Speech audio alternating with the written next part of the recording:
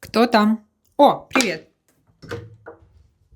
Добро пожаловать! Это Ярослава, и это канал для тех, кто изучает русский язык. И сегодня в этом видео мы у меня дома.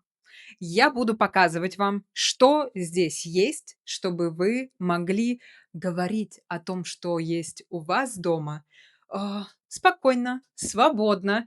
И давайте начнем наш рум-тур. Дом-тур, как сказать это по-русски? Экскурсию. Начнем нашу экскурсию. Мы начнем с кухни.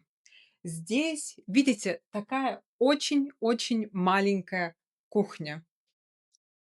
Но здесь есть все, что нужно для жизни. Может быть, даже немного больше. У нас здесь есть холодильник, очень маленький холодильник, и там почти нет ничего, почти нет еды. Микроволновка, которой мы не пользуемся, и поэтому это просто как полка. Мы используем микроволновку как стол. Какао, здесь немного, ваза с бананами, чай, очень много чая, посуда, раковина, кран и плита. Здесь духовка. Духовкой мы тоже не пользуемся, потому что, если честно, это Airbnb, и в этой квартире мы живем только одну неделю, поэтому готовим не очень разнообразно, готовим не очень часто. Сковородки, кастрюли, и здесь тоже небольшая кастрюля. Это плита газовая, и, конечно, нам нужна зажигалка, чтобы включить эту плиту. У нас есть электрический чайник. И что есть интересного? Смотрите, это я видела только в Аргентине. Можно выбрать разные настройки температуры, и здесь есть температура для маты, потому что в Аргентине пьют мате, и здесь чайники тоже со специальной настройкой. Это водонагреватель. Если у вас дома есть водонагреватель, вы должны знать, как это важно, чтобы был хороший водонагреватель, потому что в нашей старой квартире были проблемы, и мы страдали. Кстати, здесь есть шкафы, такие высокие шкафы, такие высокие потолки. Здесь посуда, а здесь разные продукты. Идемте дальше. Здесь небольшая прихожая. В прихожей есть шкаф. Здесь наш запас кофе. Видите, мы живем неделю в этой квартире, но даже на неделю нам нужно 4 пакета кофе. Здесь есть разные витамины, добавки и что еще? Аптечка, наверное. И, в принципе, это все. С этой стороны вешалка. И на вешалку вешают разные вещи. Можно повесить сумку, можно повесить зонт, можно повесить, что это, шопер и так далее. Здесь стоит обувь, но это только самый важный минимум обуви. И сушилка для одежды. В этой квартире нет стиральной машины, но об этом мы еще поговорим. Посмотрите, какие высокие потолки. В этой квартире очень высокие потолки. Эта квартира очень маленькая, но потому что потолки высокие, не кажется, что очень мало места. Кажется, что места гораздо больше. Здесь небольшая столовая зона. Здесь можно работать, здесь можно завтракать, обедать, ужинать. а, Можно собирать разные головоломки и так далее. На стенах висят постеры. У вас дома есть постеры на стенах? Здесь фотографии одного знаменитого здания в Буэнос-Айресе. 2 фотографии. На другой стене, м, это не фотография, как это назвать? Нет, не реконструкция, репродукция, вот. Это репродукция Джексона Поллока. Если честно, это не мой самый любимый художник, и сам жанр, наверное, не мой любимый, но мне кажется, в этом интерьере выглядит очень красиво. Но самое интересное — это, мне кажется, вид. Давайте посмотрим на вид из окна. Просто вау! Мне кажется, вид, как будто бы мы в Париже, как будто мы в Будапеште, где-то в европейском городе. И посмотрите, какое все зеленое, какое все красиво. Да, это одна из причин, почему мы выбрали эту квартиру. Да, здесь у нас стоят чемоданы, телевизор, которым мы не пользуемся. Почему? Не знаю. Мне кажется, что, ну, у меня плохое зрение. Поэтому, если я хочу смотреть телевизор, я буду смотреть телевизор вот так, просто чтобы что-то увидеть. И если я буду сидеть на диване и смотреть телевизор, я не увижу ничего. И здесь, в теории, есть Netflix, есть Amazon Prime, я думаю, но не знаю, мы просто не пользуемся.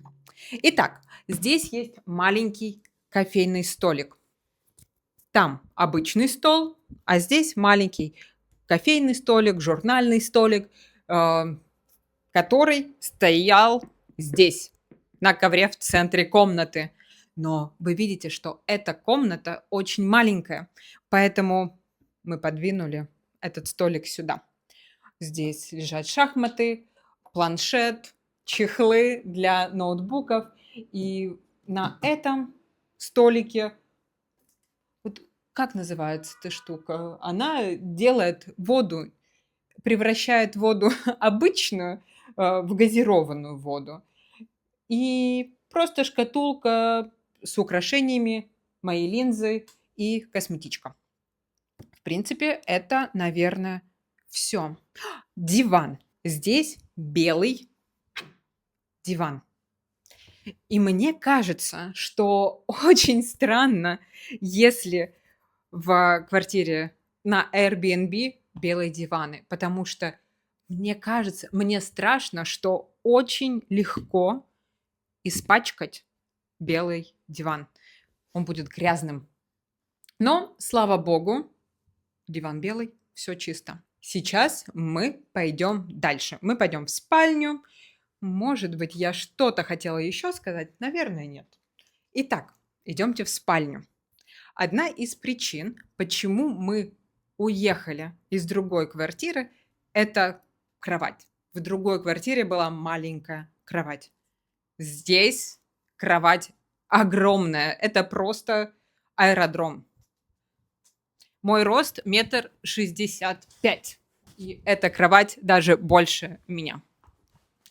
Здесь есть импровизированное рабочее место, небольшой письменный стол, мой ноутбук, стул. В общем, все обычные вещи. Здесь 2 вида штор. Вот это шторы, а еще есть другие шторы. Сейчас покажу магию. Ой, вот такие жалюзи. Поэтому ночью здесь очень темно. Если ночью закрыть жалюзи, то будет очень темно. Так, рядом с кроватью стоят 2 прикроватных столика. У нас было несколько типов, несколько видов столов. Это прикроватный стол, прикроватный столик. В гостиной у нас был маленький кофейный или журнальный столик, был обычный стол и, может быть, еще кухонный стол. Это письменный стол, на котором пишут. Да, это прикроватный стол. Здесь лампа, книги, электронная книга. И моя последняя страсть – это судоку. Я мастер судоку, я решаю судоку как орешки каждый день. Да, кровать большая. Здесь одеяло, подушки, второй прикроватный столик. И здесь, наверное, ничего интересного. Маска для сна. Вы пользуетесь такими очками, которые блокируют синий свет? И стикеры для носа, чтобы лучше дышать. Здесь вентилятор. Вентилятор, чтобы, не знаю, чтобы было прохладно ночью. Последняя вещь, еще одна вещь, которую я хотела вам показать. Посмотрите, какие в Аргентине интересные розетки. Это первая страна, в которой я видела такие странные розетки. Обычно, у меня вся техника, стандартная техника, где есть две дырки. А здесь вот такие они интересные. Ну и шкаф. Я не хочу показывать вам, что в шкафу, потому что там бардак. Подождите. Ладно, покажу бардак. Это бардак. Мы уезжаем очень скоро, поэтому все равно. Кстати, эти вещи, вот эта штука, есть несколько названий. Есть вешалка, как в коридоре, в прихожей у нас была вешалка. И другое название – плечики.